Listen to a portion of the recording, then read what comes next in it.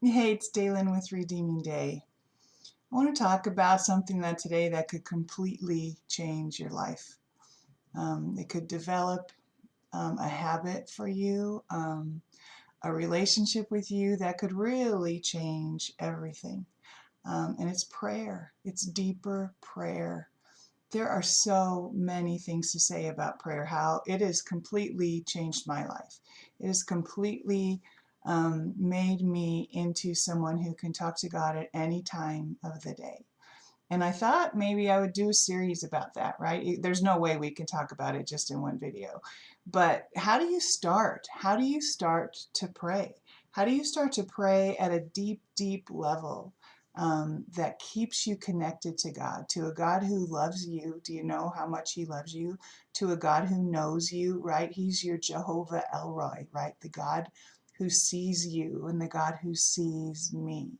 Well, the Bible gives us a lot of instructions about how to pray. I mean, you can go right back to Matthew 6, right back to the beginning where Jesus says and answers the disciples when they say, "Teach us how to pray, Master," right? And if you just break down the Lord's Prayer, that's a lot of good keys and good clues about how to pray. But then what I found out in my life is that you could just go deeper and deeper and take another step towards Him and another step towards Him, starting with the beginning of that prayer, right? Our Father who art in heaven, hallowed be thy name. Well, you could stop right there and we could talk for an hour, right? Right at the beginning of a prayer, if you just stop with your cup of coffee, like I'm always talking about, I did a great video a year ago or so about having a cup of coffee. That is how I pray. That's how one of the ways that I pray. And at the beginning, I say, Father, you are amazing. You are glorious. You are hallowed, right? Hallowed be thy name. If you start your prayer just honoring Him, just giving Him reverence, just acknowledging how incredible it is that we can talk to the God who created us, our Father who art in heaven, hallowed be thy name, right?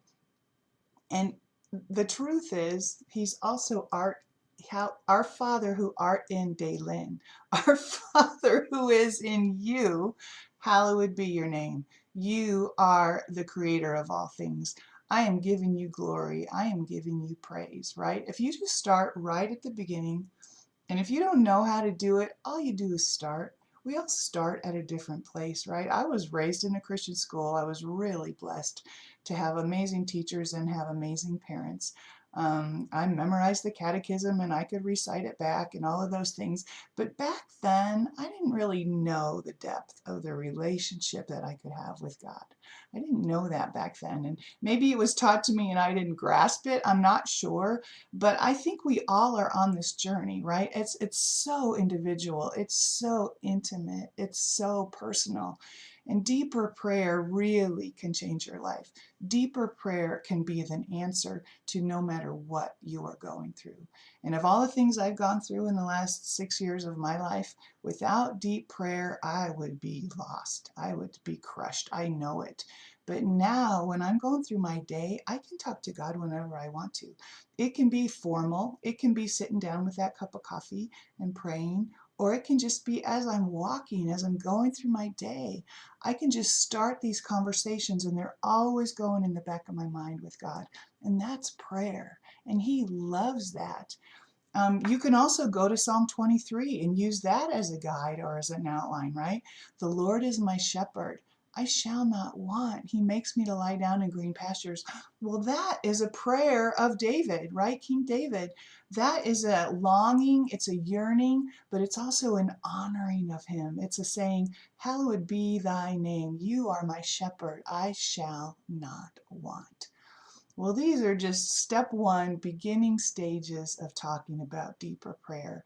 And I want to keep going. I want to keep going towards more thoughts of prayer. There's so many different kinds of prayer. There's intercession prayer, there's requests, there's all of those things. But I think every one of them should start with, Father, you are amazing. You are glorious. You are everything to me.